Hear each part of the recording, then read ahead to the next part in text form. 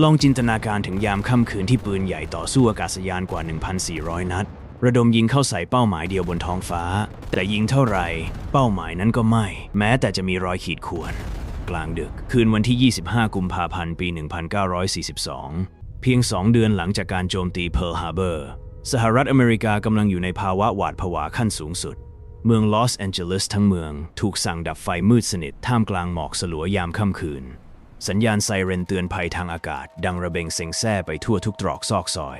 ทหารและชาวเมืองนับแสนคนต่างแงนหน้ามองขึ้นไปบนท้องฟ้าด้วยความตื่นตระหนกสิ่งที่เกิดขึ้นในคืนนั้นไม่ใช่แค่การเตือนภัยผิดพลาดแต่มันคือการปะทะกลางอากาศอันน่าสะพรึงกลัวที่สุดซึ่งยังคงเป็นปริศนาไร้คำตอบมาจนถึงปัจจุบัน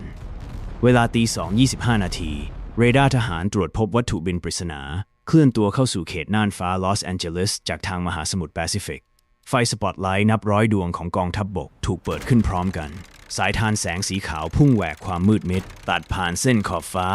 และส่องจับเป้าหมายกลางอากาศอย่างจังภาพที่ปรากฏแก่สายตาของทหารและประชาชนนับแสนคือวัตถุทรงกลมสีเงินเรืองแสงขนาดใหญ่ลอยนิ่งและเคลื่อนตัวอย่างเชื่องช้าเหนือท้องฟ้าเมืองหลวงแห่งภาพยนตร์โดยไร้เสียงเครื่องยนต์หรือร่องรอยของไอพ่นใดๆคำสั่งยิงถูกส่งมาจากศูนย์บัญชาการปืนใหญ่ต่อสู้อากาศยานกองพลปืนใหญ่ที่ 37 เริ่มเปิดฉากกระหน่ำยิงอย่างบ้าคลั่งเสียงระเบิดดังกึกก้องเปรี้ยงปร้างสั่นสะเทือนไปทั่วทั้งเมืองกระสุนปืนใหญ่ขนาด 12.8 ปอนด์จำนวนมากกว่า 1,440 นัดถูกสาดขึ้นไปบนฟ้าห้อมล้อมวัตถุประหลาดนั้นจนกลายเป็นพายุเพลิงและควันพิษม่านสะเก็ดระเบิดแตกกระจายอยู่รอบตัวยานนับครั้งไม่ถ้วนแต่เมื่อควันไฟเริ่มจางลงวัตถุเรืองแสงปริศนานั้นกลับยังคงลอยนิ่งอยู่อย่างไม่สะทกสะท้านราวกับมีเกราะสนามพลังงานที่กระสุนของมนุษย์ไม่สามารถระคายผิวได้เลยแม้แต่น้อยมันค่อยๆลอยผ่านเหนือเมืองลอสแอนเจลิสไปอย่างช้าๆก่อนจะเลื่อนหายลับไปทางมหาสมุทรแปซิฟิกในที่สุดรุ่งเช้าวันถัดมาเมืองทั้งเมืองตกอยู่ในความตื่นตระหนกมีผู้เสียชีวิต5 รายจากเศษกระสุนตกลงใส่และอาการหัวใจวายทว่าเมื่อกองทัพลงพื้นที่ตรวจสอบกลับไม่พบซากเครื่องบินหรือชิ้นส่วนยานแม้แต่ชิ้นเดียวหนังสือพิมพ์ Los Angeles Times ตีพิมพ์ภาพถ่ายประวัติศาสตร์ที่ไฟสปอตไลท์ส่องจับวัตถุกลางอากาศและเอกสารลับสุดยอดถึงประธานาธิบดีรูสเวลล์ระบุชัดเจนว่า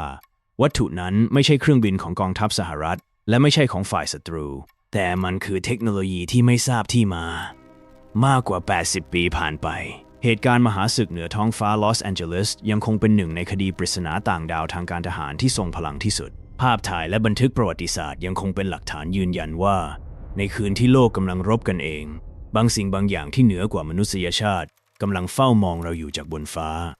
หากคุณชอบเรื่องราวปริศนาที่เข้มข้นและอิงจากบันทึกจริงแบบนี้อย่าลืมกดติดตามไว้เพื่อไม่ให้พลาดการเดินทางครั้งต่อไปและคุณล่ะเชื่อว่าวัตถุเรืองแสงในคืนนั้นคืออะไรคอมเมนต์บอกเราหน่อยครับว่าในคลิปหน้าคุณอยากให้เราพาดำดิ่งสู่ปริศนาเรื่องไหนต่อ